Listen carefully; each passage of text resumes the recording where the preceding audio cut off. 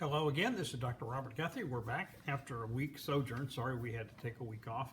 Everything was fine, but we just got overwhelmed by a variety of things and couldn't get it done, so forgive me for that. But back to go back to our Old Testament lesson, in which we're dealing with the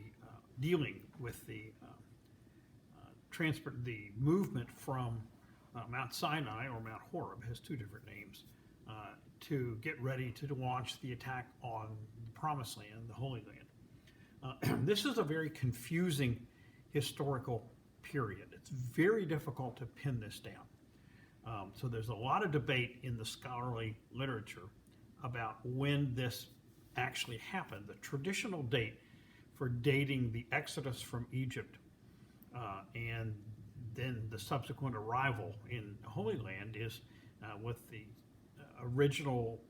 traditional date of leaving Egypt about 1250 BC. This is during the reign of the great Ramses II. They base that off the years calculated in the text, about 400 years of slavery from the time of the Hyksos were driven out, and the fact that Ramses was building a capital in the eastern part of the Nile Delta to position his armies there to control the Middle East, Gaza, Canaan, Palestine, and that area. But that's really not definitive, and there's really very limited archaeology to support that. There's, of course, no archaeology at Mount Sinai or Horeb. They're not certain exactly where it is. And if it is at the traditional site, there's nothing that they can find to defend it. There's really no archaeology at the traditional site of the oasis of Kadesh Barnea. These people were nomads by that time. They were living in tents. They didn't leave anything lengthy behind. So when you look at what limited archaeology there is, it's very conflicting. And there is evidence for a wide variety of time frames. We will deal with that particularly next week when we do the conquest. But there's been a lot of movement, and a lot of scholars are now, and I'm kind of tending to agree with them the more I study this, to move the original day of the Exodus back further to about 1400 to 1350 BC, 100 to 125 years or so earlier. And there's a lot of reasons for that. One is that there is some archaeology in the Holy Land itself, at Jericho and a few other cities, that tend to match up with the description in the scriptures, and that's hard. It's very hard to match up what's in the Bible, which is often written hundreds of years later, with the archaeology that you have there. Archaeology is very difficult. You usually, when you dig up these old cities, you'll find 2 or 3 feet of the lower wall, maybe some footer and some basement and stuff like that. You don't find complete buildings and roofs and all that. You don't find any. You find some pottery, which is how you date it. The styles of pottery change over time, and the pottery gets broken and you date it from that. But that's very tricky because the styles are a bit different in Egypt, and they're different in Sinai, and they're different in the Philistine areas, and they're different in Canaan. So it's very, very difficult to do that. There is some archaeology that suggests or supports that it actually was the earlier one, about 1400 to 1350, when they actually left Egypt and then came around and began the conquest of Canaan. The conquest of Canaan, which we will deal with next week, also has conflicting hypotheses about what it is. Was there a direct conquest that's outlined in the textures? Was there an infiltration? Was a lot of the area empty, and they went in around the few cities that they were there and settled in the empty land and then took the cities over later? Remember, they didn't capture Jerusalem until King David, which is about 1000 BC. Jerusalem is very difficult to conquer. It's high, it's well fortified, has some water supply. So it really took David, general, to sneak in through the water supply and open the gates and let him into Jerusalem. So taking these fortified cities in the Holy Land is very, very difficult. And the third one was that this was an uprising by the local tribes. My own opinion, and we'll discuss it next week in more detail, is it's probably a little bit of all three. Some conquest, some infiltration, some combining with the local tribes. But when you you look at what's written in the text, it's difficult to be certain how accurate it is. You do find some differing accounts. The Deuteronomy chapters 1 through 11, which is written as this discourse by Moses, when you look at what's written at the end of chapter 4 with this emerging theology of only one God, not of Yahweh their God amongst all the others, you see that it's clearly that this was written during the Babylonian exile about 500 BC, 5 to 7, 800 years after the event. So it's written as a discourse, and therefore it's difficult to sort out how much of this is legend, how much of it is tradition, how much of it is real. So it's tricky when you look back at these things. But anyway, in the accounts which we read, which were in some chapters in Numbers 20 and 21 and 25, you find a particular pattern of them leaving, and this is repeated in Deuteronomy. They decide it's time to move out of Kadesh Barnea, which is the oasis in the southern Negev, or the northeast Sinai, where they had been staying for a while. Remember that this is 40-year period is really designed in God's hand. God controls the situation, and God prepared the circumstances in the Holy Land to allow them to do this obscure group of grumbling former slaves to be able to conquer the highlands of Canaan, the promised land, and he set the situation up. And in spite of themselves, guided them through to success. So you have the continued stories that they're always malingering and complaining and crabbing at Moses. How could you bring us out here? You were terrible. It just sound like very human people to me. And so they approach the Holy Land when they send the scouts up into the Hebron area. Hebron is south of Jerusalem now. There was no Beersheba then, which is in between. The scouts came back and said it's too strong, it's well fortified, and blah, blah, blah, blah. And Moses, they stop. A bunch of them decide they're going to go attack Hebron anyway. Moses stays behind. The Ark of the Covenant, which is the throne of the Lord, stays behind. And so you don't have the divine blessing, and therefore they get beat. And they get beat probably pretty soundly. And so it makes a point at this point in their story, they're fairly weak militarily. And then if you follow the rest of the story, they decide to go east, and they bump into a large city-state called Edom. And Edom is historically their cousin tribes. They are the descendants of Esau, the twin of Jacob. So these tribes are all interrelated. And they share a lot of common heritage. They probably could figure out each other's language. But if you look about this, it's not unusual. The English and the Scots and the Irish and the Welsh are all of the same ancestry. They've thought each other for hundreds and hundreds of years. And they still go at it in certain areas. And so they come up to Edom, and they ask, can we pass through your country? We don't want trouble with you. We just want to pass through and stay on the highway. We won't drink from the water. We won't eat from the crops. And they said, Edom says, forget it. And the fact is, they don't attack Edom. Edom's too strong for them. So again, it shows their inherent weakness at this point. So they said, okay, we'll go south and around your boundary.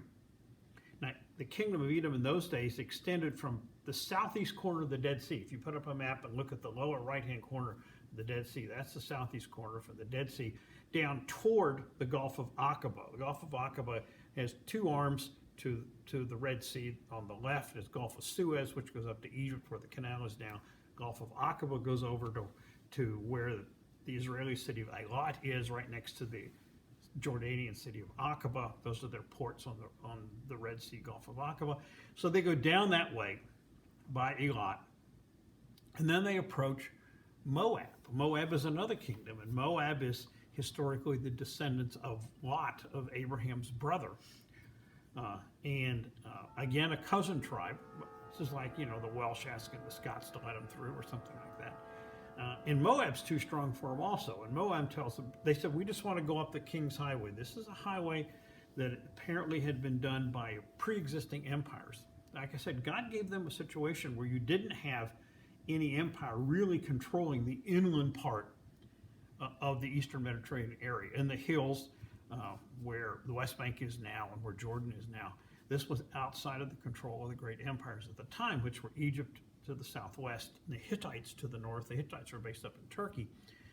And they didn't really control down into Canaan. They got down into central Syria, but not farther than that. And there was not a big Babylonian empire at that time. Remember, these empires go up and down. And when they collapse, they totally collapse. So there was this pre-existing highway, which is still there. And they wanted to go up that way. Again, they promised they won't drink your water, we won't eat your crops. And Moab tells them, forget it. And you want to fight us, we'll fight you. Well, Moab was too strong for them also. So again, it shows how weak they are. And so while they're out in the desert, they have an odd story in Numbers about these fiery serpents that are afflicting them, that they are being punished for their whining and their lack of obedience to the Lord. And they're being punished, and these fiery serpents are afflicting them. And it's an interesting term. Nobody really knows exactly what these were. I would wonder, yes, there are poisonous snakes in the Middle East. I've not seen any of them. But there are severe scorpions also, which I would really wonder for that fiery term, that they weren't serious scorpions. I've not seen them, but they're out there, and probably even more toxic than the scorpions in our Southwest and in Mexico. So they have these bites or stings, and then they create this image of them. And if you look at this image, you're cured. And they create a bronze image of this fiery serpent, whatever it was. And I thought, here they are violating the second commandment about having graven images in the middle of this odd story. And you had a previous story in there about how Moses and Aaron got in trouble because they were again complaining about not having any water, and God told them to go out and strike this rock twice with this stick, and the water would come out. And Moses goes out and does that, and the water comes out, and the people are satisfied, but God's mad at him because he didn't give God the credit. He kind of took it himself. But if you read the account, it doesn't actually say that. I'm not certain some of these things are really accurate, or they're more trying to give an explanation why Moses, who had led them, wouldn't survive long enough to actually get them into the Holy Land, which is what I think that was.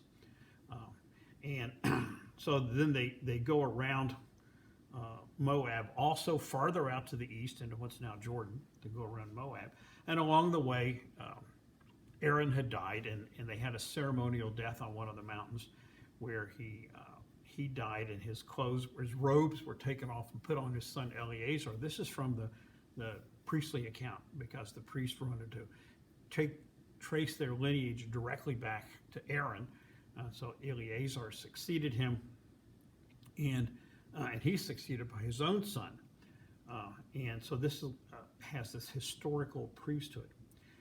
After they go around Moab, and they come up against some of these other city-states. These are not real empires or even kingdoms. These are small city-states that rule their own limited territory. And there's an account there which I showed, which is a good example of what I call the 700-year war with the Baal and the fertility gods. Because in Numbers 25, there's an account how the Hebrew men were prostituting themselves with the Moabite women and worshiping their fertility gods, Baal.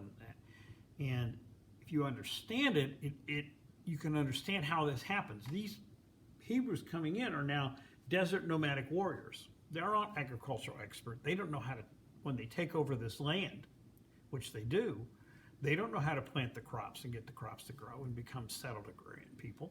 So they intermingle with the locals that are there. They marry them. And they said, how do we plant these crops? And the locals will tell you, you plant them this way. And then you go to this shrine where Baal is, and you make your sacrifice to Baal, and he'll get you a crop. And they say, oh, okay. If you read about them, they're not as upstanding, devoted Lord worshipers as you would hope, because they've been whining the whole time. So they're very susceptible to this. So they get prostituted in by the women's sex. They get prostituted in by the desire to have these fertile crops and adopt the characteristics of the people that they've conquered. And so they fall into the trap. And this becomes the 700-year war with the fertility gods. And this goes on and on and on through the Old Testament until you get to the Babylonian exile in about 500. So here's a classic example of it, and it shows how difficult it is for the Hebrew leadership to keep this from happening.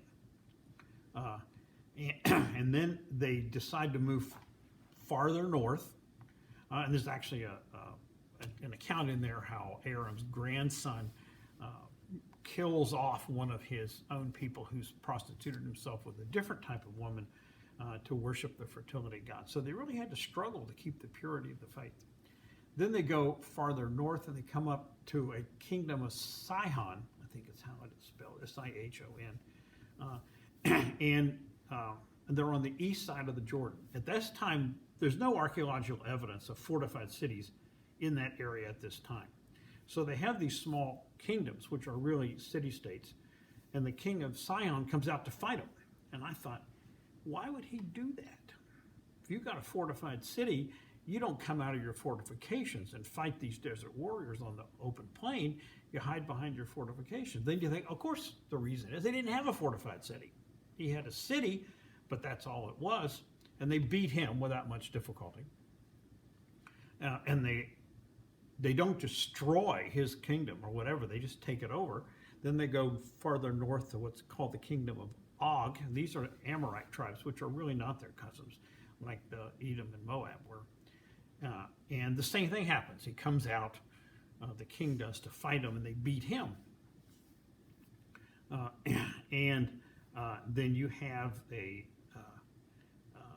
another victory, and they're very clear in the account that they don't destroy these cities. They occupy them. They live among them. And as they come in, they begin to adapt the culture and the agriculture of the local community there, make wives of the men, etc. And you do see in the account here, once you get into Deuteronomy, that you have the tribes beginning to assume control of their own areas. Several of the tribes stay east of the Jordan, Reuben, Gad, and Manasseh, and they are assigned lands over to the east of the Jordan, where the country of Jordan is right now. And these are part of the tribes of the northern kingdom later. So you're seeing an example of as they come in, their tribal areas, the tribes begin to conquer specific areas themselves, and they settle in. And how long it stays as a group of tribal people, sometimes fighting each other, and certainly fought each other, a lot of times banding together to fight the outsiders. That happens also. And it's a long and complicated story. When you go through Joshua, but particularly in Judges, you'll find a wide variety of these accounts. We're not going to study them in any detail, in which you'll have one person of this tribe fighting this outsider, and they'll get help from other tribes, etc. And if you're familiar with British history, it's very much like the clans of Scotland. They would fight each other, and then they would fight the English. Some of them would side with the English. The Campbells were notorious for doing that. But they spent as much time fighting each other. So that's probably similar to what happened. And then several hundred years later, God has created the situation that allows these tribes to come together and form nations. Because one of the interesting ironies, which really explains the divine intervention to protect these people, was if assuming the Exodus was about 1400 and they began to conquer about 1300, or 1350 to 1300, about 1220, 1250, 1220, all the empires in the Eastern Mediterranean, except for Egypt, collapse. And the imperial forces just disappear. And it's a complicated story, which we'll discuss a bit more, but God creates this window of a couple hundred years where you don't have an imperial power that's strong enough to control the Canaan Holy Land area, Palestine. You have a group of outside forces come in from the north called Dorians, who conquered the Mycenaean Greek kingdoms. If you're familiar with that history, that's Homer's Iliad. It's about the Mycenaeans, so they conquer Mycenae and Pylos and Thebes and Sparta. They don't conquer Athens. Athens is the only one that survives. Troy goes under, and the Hittite Empire just collapses, kaboom. And they break up into a wide variety of things.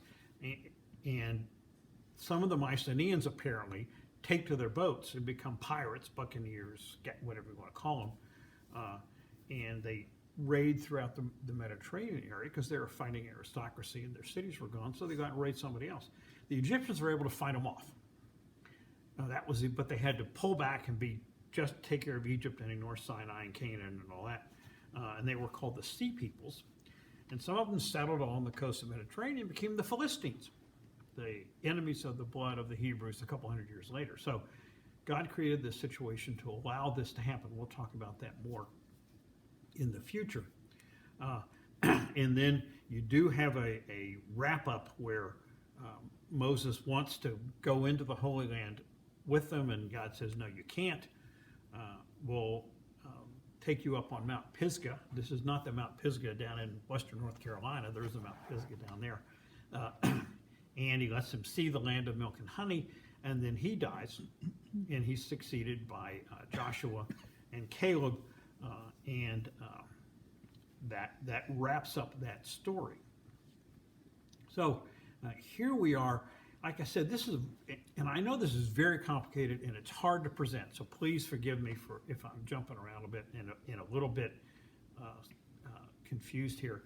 What you've got are several different time frames of the Exodus. I personally think it was early, about 1400 to 1350, matching up with the archaeology. We have a group that was confused and always fussing at Moses and crabbing and whining, and that group has to die off to be replaced by their children who are tough desert warriors, but they weren't so tough that they couldn't beat Edom, they couldn't beat Moab, they had to go around them. They found some smaller unfortified city-states north of them. They were to beat both of them and set themselves up to take the Holy Land. And God had given them a situation where there was no empire strong enough to conquer Canaan and the hill country where they are.